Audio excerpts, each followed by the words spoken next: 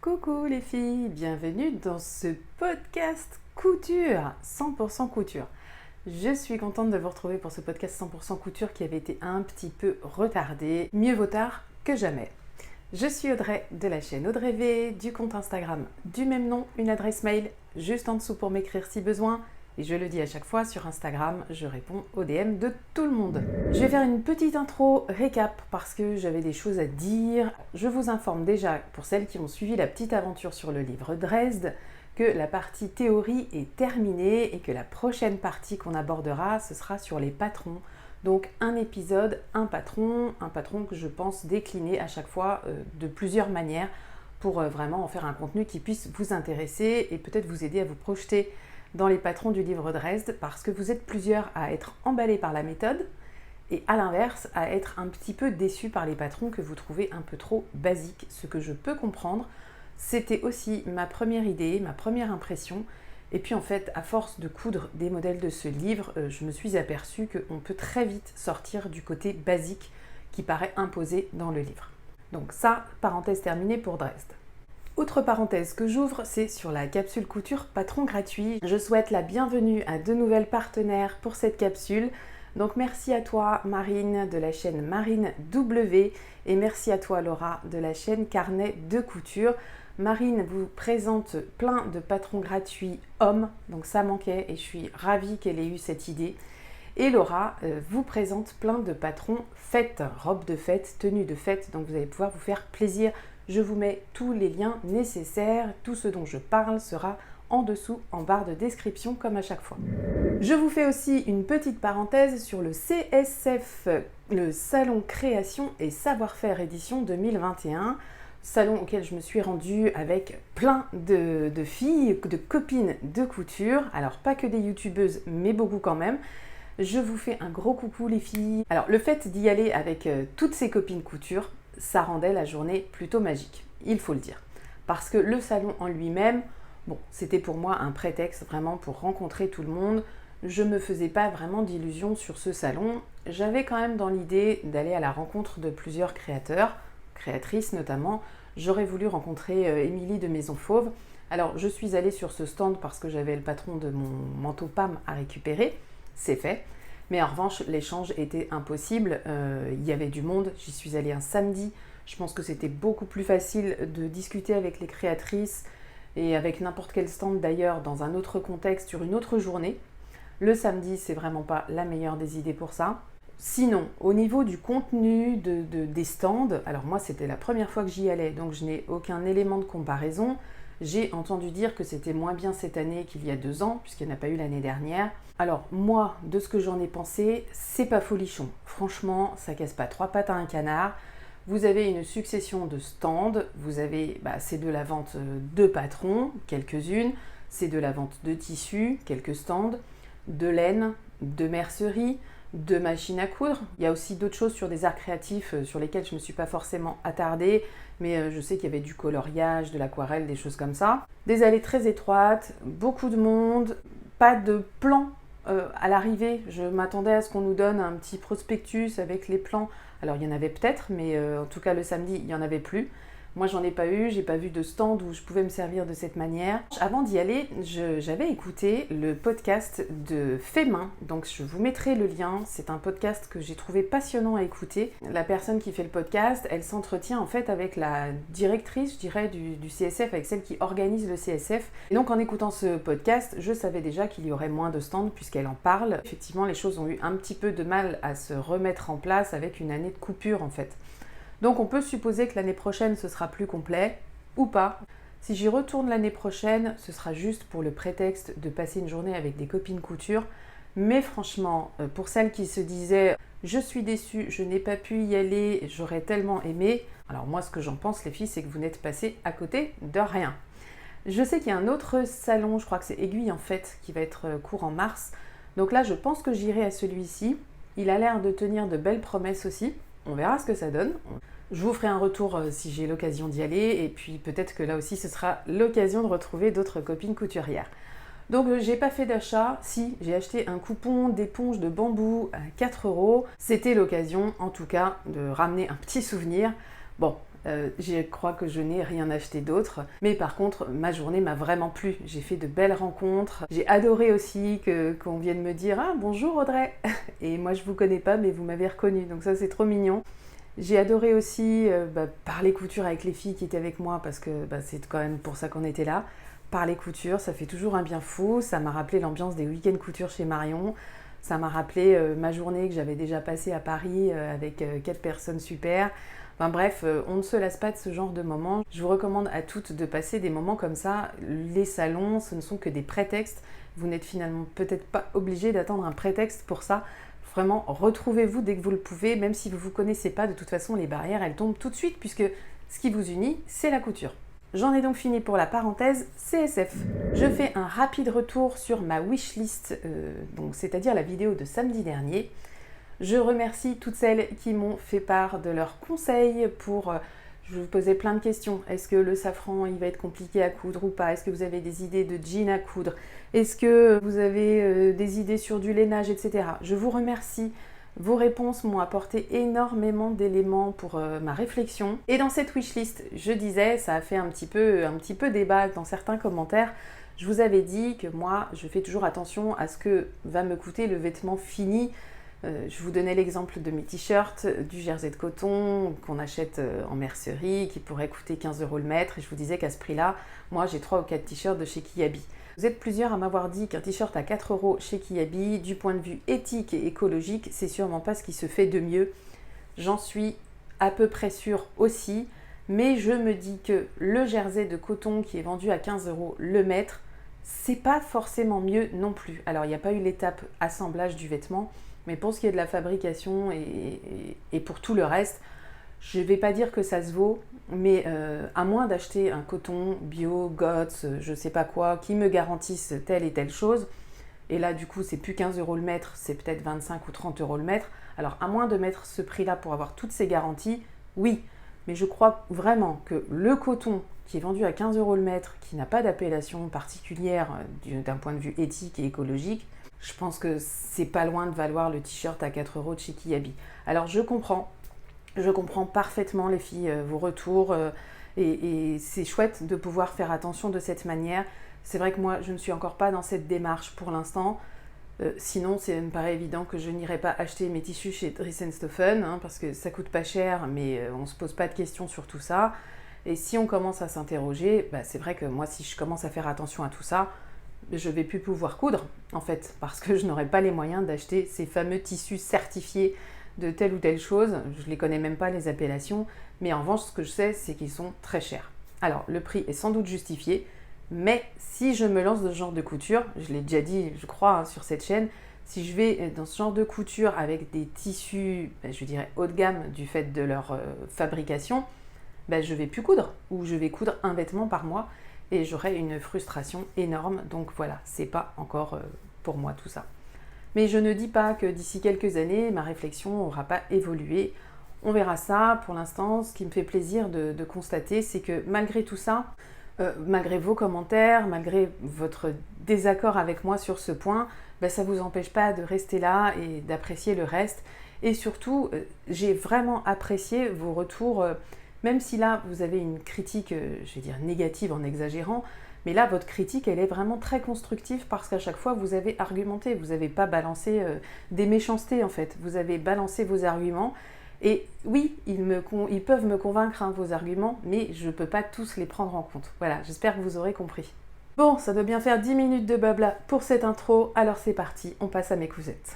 Alors, le premier patron que je vais vous présenter, c'est une jupe. C'est la jupe Cézanne de Artesane. Alors, j'en avais déjà fait une. Vous l'avez déjà vue, c'était la verte. D'ailleurs, je la porte aujourd'hui, mais vous ne le verrez pas. Donc, cette jupe Cézanne, j'en ai fait une deuxième version que j'adore. Est-ce que vous reconnaissez ce tissu? C'est un des tissus qui avait fait battle dans la Gigabox Fabrique Baron. J'ai tiré au sort ce tissu.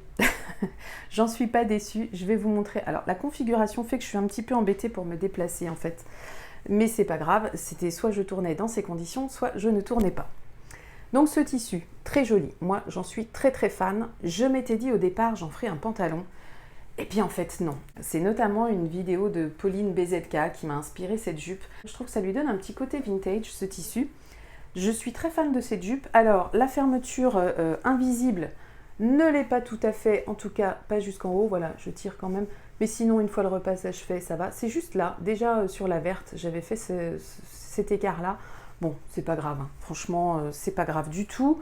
J'ai fait aussi une couture à la main à l'intérieur pour pas avoir à refaire une surpiqûre ici, donc sur ma ceinture. Cette fois, j'ai mis une triplure au niveau de la ceinture, donc je n'ai pas mis de thermocollant.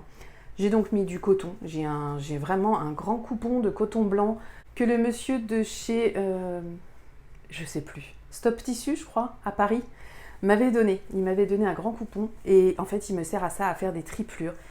Et c'est très agréable, c'est vraiment plus sympa à porter, c'est beaucoup mieux que du thermocollant, franchement, il n'y a pas à dire. Je m'étais un peu interrogée sur comment je couds de la triplure. Bon, en fait, c'est très simple.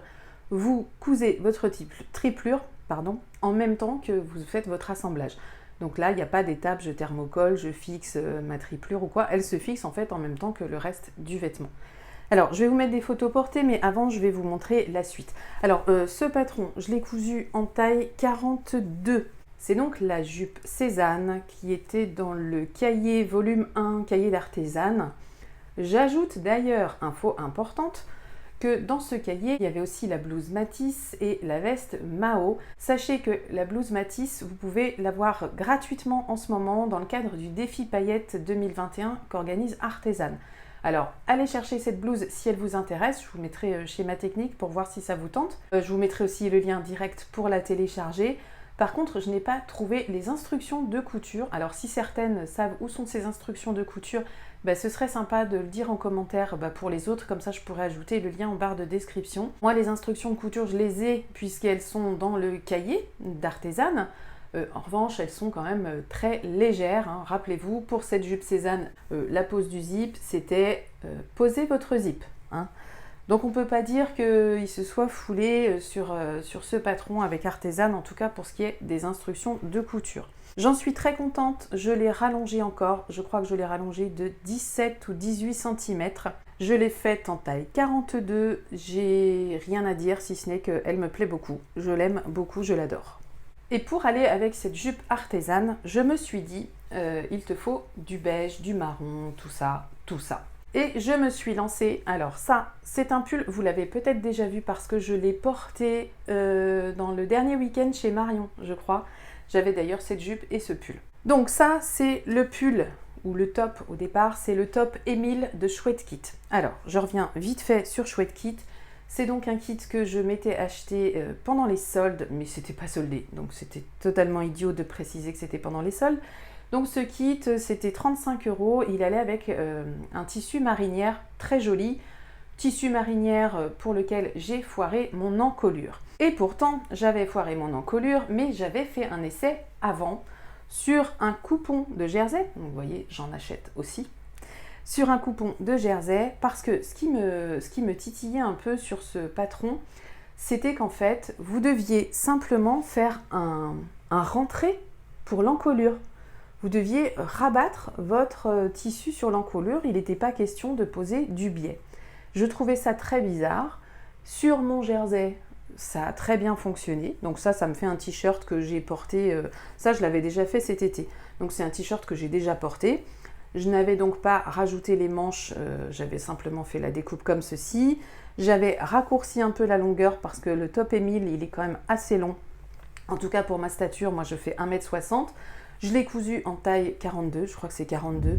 Je suis donc en train de regarder ma vidéo et je m'aperçois que pour Chouette Kit, je ne suis absolument pas rentrée dans le détail.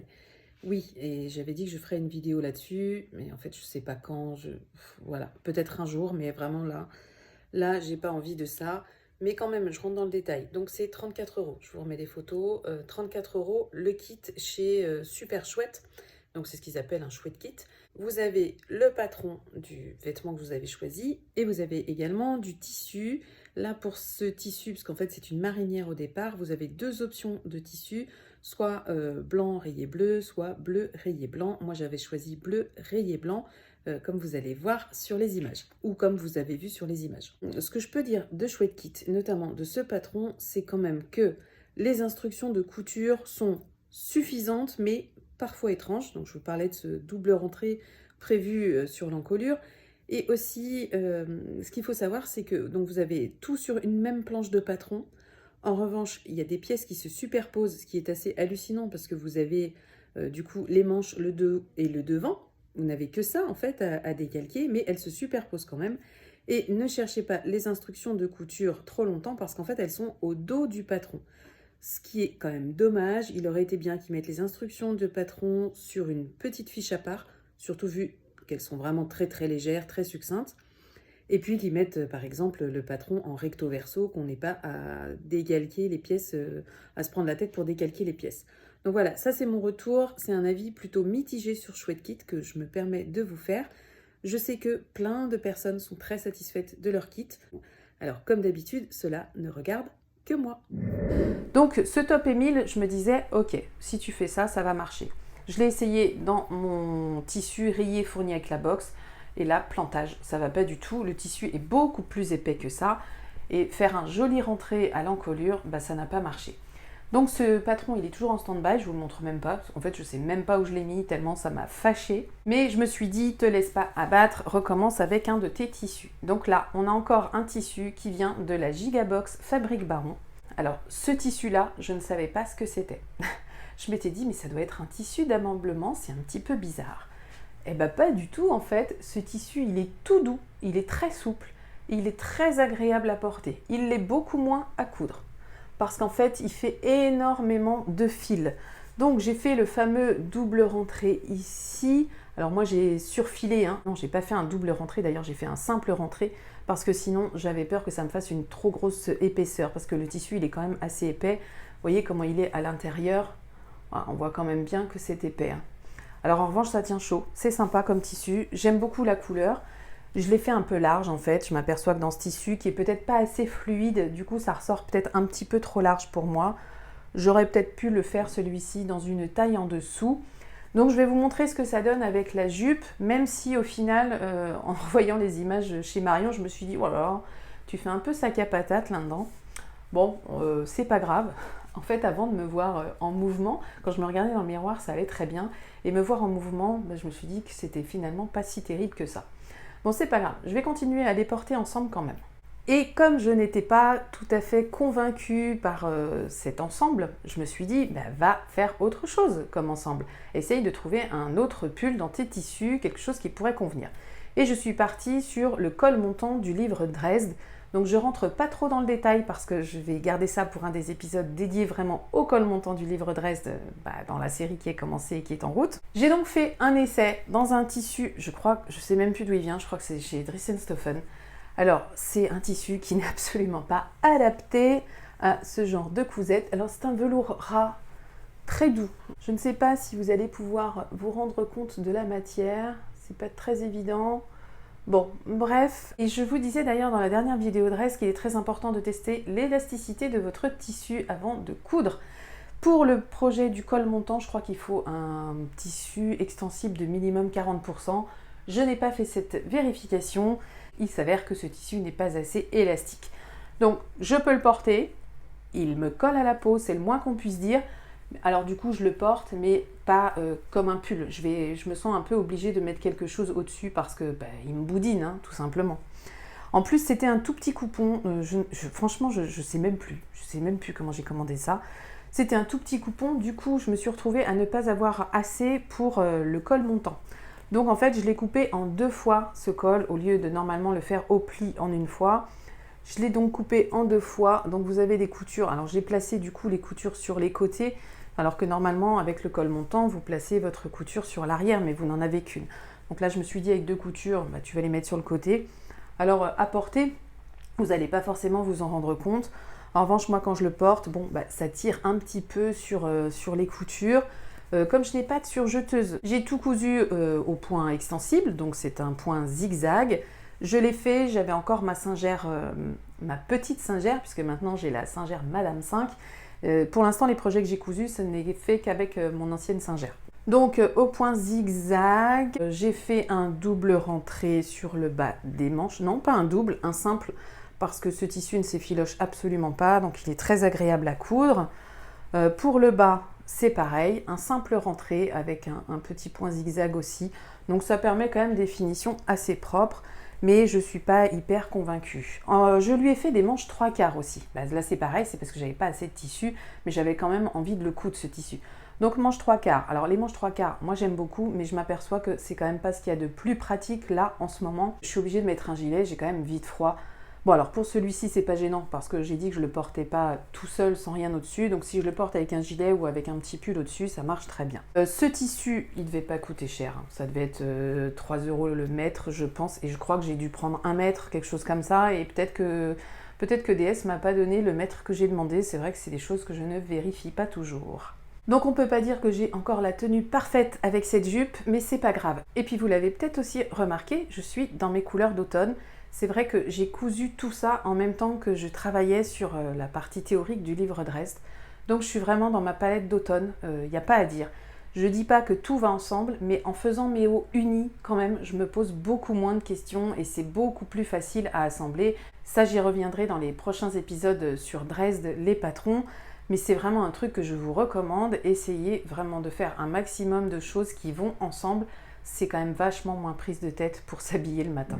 Pour ne pas rester sur un échec, donc là c'est pareil, je ne vais pas trop rentrer dans le détail parce que j'en parlerai aussi dans une des vidéos Dresde. J'ai refait un col montant Dresde. Cette fois j'avais assez de tissu, cette fois je lui ai fait des manches longues, cette fois j'ai pu faire une seule couture au col, donc elle est dans le dos, on la voit très très peu en fait, voilà. On voit quasi rien. Ce tissu, c'est vraiment un tissu génial, je l'adore. C'est un tissu qui vient, je crois, de chez Al du Tissu. Il me semble que c'est ça. C'est ce qu'ils appellent plume, je crois que c'est ça, maille plume. En tout cas, c'était ça l'année dernière, parce que ça fait plus d'1 an que je l'ai acheté. Alors, cette maille plume dans ce modèle, je suis hyper convaincue. Le seul truc, c'est que le col montant Dresde, il est quand même fait pour être porté très près du corps, en fait, hein. Donc il ne faut pas l'oublier quand on va le coudre. Je ne l'avais pas oublié, hein. Mais alors je suis beaucoup plus à l'aise. C'est la même taille, c'est du 42, j'ai bien respecté les marges de couture, etc.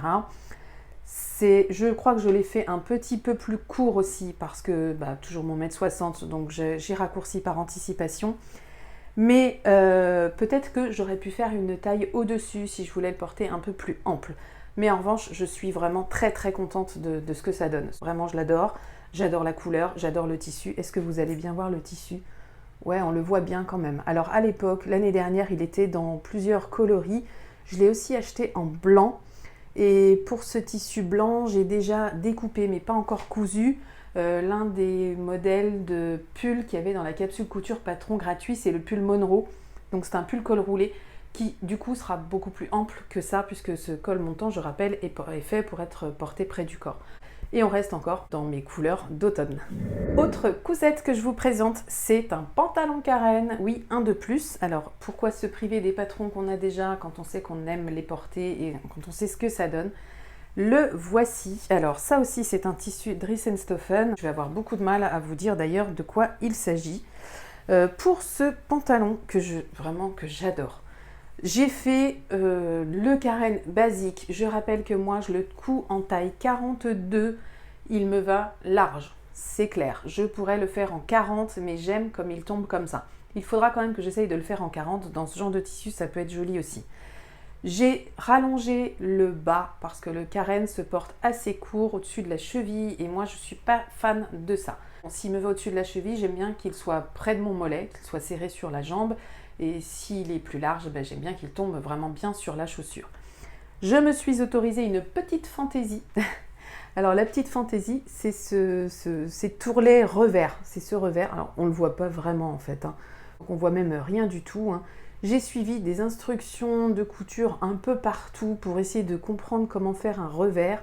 Alors normalement, on ne doit pas forcément piquer ici. Moi je l'ai fait parce que j'avais peur qu'en fait ça tienne pas comme j'avais envie que ça tienne. J'ai bien suivi les instructions pour qu'il y ait un plombé sur le bas du pantalon, donc ça c'est quand même pas mal, et qu'il y ait vraiment du poids sur le bas du pantalon pour que ça tombe comme j'avais envie que ça tombe. J'en suis hyper contente et vous avez vu, ça va très bien avec le petit col montant Dresde que j'ai fait. Ça va avec du noir, ça va aussi avec le col montant un peu serré que j'ai fait aussi. Voilà, là j'ai un pantalon qui va vraiment avec plein de choses et j'en suis très contente. Qu'est-ce que je peux vous dire de plus sur ce truc? Ah, cette fois, j'ai pas fait la ceinture à la main. Vous savez, d'habitude, j'ai pris l'habitude de coudre à la main les ceintures pour qu'il n'y ait pas de surpiqûre. Là, vu qu'on avait un tissu quand même chargé en imprimé, je me suis dit c'est pas très grave parce que on la verra pas. Du coup, j'ai fait une piqûre qui fait tout le tour de la ceinture, mais franchement, ça marche très bien. Même chose, je n'ai pas entoilé, j'ai triplé mon tissu. Donc, toujours mon coupon de coton que j'ai placé en même temps que j'ai cousu ma ceinture et ça marche très bien. Alors, il n'aura échappé à personne que mes raccords ne sont pas parfaits au niveau de la ceinture. C'est franchement pas très grave. Moi, ça me va. Voilà. J'aurais pu passer plus de temps à faire ça, mais je crois que j'aurais été coincée avec le tissu, surtout que j'avais rajouté du tissu en bas pour me permettre ce revers. Bon, écoutez, c'est pas grave. En tout cas, moi, ça me va comme ça. Celles qui sont allergiques aux absences de raccords, je comprends que ça vous pique les yeux. Dernière cousette que j'ai à vous présenter. Alors celle-ci, elle me fait particulièrement plaisir parce que c'est un tissu que m'a offert Laurie. Alors Laurie, tu vas reconnaître ce tissu. Donc là, j'ai fait un pantalon loulou de Maison Fauve. Ça faisait un moment que j'avais pas fait de loulou. Je crois que ça fait un an, en gros. C'était l'hiver dernier. Le dernier que j'avais fait, c'était pour ma maman. Et celui-ci, je l'ai cousu avec ma Singère Madame 5. Un régal, hein. Franchement, un régal, cette machine. Il y a une vraie différence entre les deux machines à coudre. Il n'y a pas de doute. Pour ce pantalon carène, je l'ai fait en taille 42. Le tissu a un peu d'élasticité, c'est recommandé sans que ce soit chiffré. Sur le patron de Maison Fauve, on vous dit de préférer un tissu avec un petit peu d'élastane. C'est le cas pour celui-ci, un petit peu, voilà. Alors peut-être pas assez. Je trouve que je le porte quand même très serré, très près du corps. Alors il se porte comme ça ce pantalon, c'est vraiment un pantalon près du corps. Ceux de Maison Fauve, ceux qu'a fait Émilie, elle les porte tous très près du corps. Bon, en revanche, elle fait pas ma taille. Donc j'aurais tendance à dire que ça me boudine un petit peu les cuisses, mais j'en suis quand même pas mécontente. Alors j'ai posé un bouton, pose fermeture invisible, c'est pas mal, franchement on la voit pas, on voit rien, hein. Moi je trouve qu'on voit rien, je sais pas ce que vous en pensez, mais c'est pas mal. Le tissu, ouais, regardez-moi cette beauté là, il brille un petit peu, il y a un petit fil lurex dedans, il est juste comme il faut quoi. Là pareil, on est d'accord, pas de raccord. Mais ça se passe plutôt bien. Alors dans le dos, ils sont faits parce que vous découpez vos pièces en même temps. Sur le devant aussi, ils sont faits parce que vous découpez vos pièces en même temps. Mais je ne me suis pas pris la tête avec les raccords ceinture, etc. Non, ça va aller. Vous avez des pinces à l'avant, vous avez des pinces au dos également. Et là, je me suis fait aussi la petite fantaisie d'un petit revers apparent sur le bas du pantalon. Alors c'est très simple, hein, mais je trouvais que ça apportait une petite finition, surtout que là du coup on voit l'envers du tissu, mais l'envers il est joli en fait. L'envers est vraiment mignon, donc ça ne choque absolument pas. Alors pour celui-ci, je vais piocher dans les hauts que j'ai déjà, ça s'accorde très bien avec du noir, franchement pas de souci. Le bouton, je vais vous parler du bouton. Du coup, j'ai fait ma première boutonnière avec ma Singère Madame 5. Je me suis entraînée sur une chute de tissu avant, puisque c'était la première fois que j'essayais. Nickel, franchement, je me suis dit, c'est magique ce truc, c'est superbe. Et puis, au moment de faire la boutonnière sur ma ceinture, pas magique du tout. Non, ça n'a pas marché en fait. Ça, c'est parti dans tous les sens. Je pense que c'est à cause de la triplure. Parce que là non plus, je n'ai pas thermocollé, j'ai triplé ma ceinture. Et en fait, je crois que comme c'est pas fixé, en fait, votre triplure, elle n'est pas vraiment fixée à votre tissu principal. Donc je pense que c'est ça qui a fait bugger. Je retiens ça pour les prochaines fois. Si je dois poser un bouton, il faut au moins que je pense à thermocoller la petite partie qui devra accueillir le bouton. Ce sera à mon avis beaucoup plus simple. Mais bon, je suis très contente de ce pantalon. Merci encore Laurie. C'est grâce à toi que j'ai pu faire cette petite cousette. Et j'en suis pas mécontente du tout. Et je me dis qu'une fois que j'aurai perdu 1 ou 2 kilos, ça va faire partie de mes objectifs la fille qui se fixe des gros objectifs, 2 kilos, il sera que plus confortable aux cuisses en fait, tout simplement. Voilà les filles, j'en ai fini. C'était peut-être un peu long, je me rends pas compte. Bon, en tout cas, j'ai essayé de vous montrer ce que j'avais cousu. Je ne fais pas dans le détail pour chacune de mes cousettes, vous le savez bien. Si vous voulez plus d'infos, vous me demandez si toutefois je peux vous en donner. Sinon, écoutez, il y a d'autres choses à venir. Je suis de toute façon dans une dynamique plutôt positive pour la couture. J'ai vraiment envie de coudre. J'ai découpé plusieurs patrons d'avance, plusieurs tissus aussi. Donc j'ai 2-3 cousettes qui m'attendent, je suis impatiente d'avoir le temps de les faire. Il y en a une qui, je pense, va me prendre un peu plus de temps que les autres. Là, je pense que j'ai bien 2 jours de couture. Donc j'ai hâte de la commencer, j'ai surtout hâte de la finir, alors que j'ai même pas commencé. Si, j'ai découpé mes patrons, mes pièces de patron, j'ai fait mon thermocollant, tout ça, j'ai fait tout comme il faut. Je suis même allée chercher du bon fil de mercerie, je suis même allée chercher des boutons, mais je ne vous dis pas de quoi il s'agit. Je pense que celles qui me suivent, elles auront peut-être pu deviner. Je vais appeler ça une toile, on verra. Je vous remercie d'être resté jusque-là. J'en appelle maintenant à vos commentaires, à vos petits pouces en l'air, à vos abonnements si ce n'est pas déjà fait. Je vous dis à mercredi pour, je crois, la présentation d'un livre. Et sinon, pour celles que ça n'intéresse pas, samedi, il y aura une autre vidéo sur quoi, je ne sais même pas encore. Je vous fais des gros bisous, je vous souhaite un très beau week-end, une belle journée et je vous dis à très bientôt. Ciao les filles!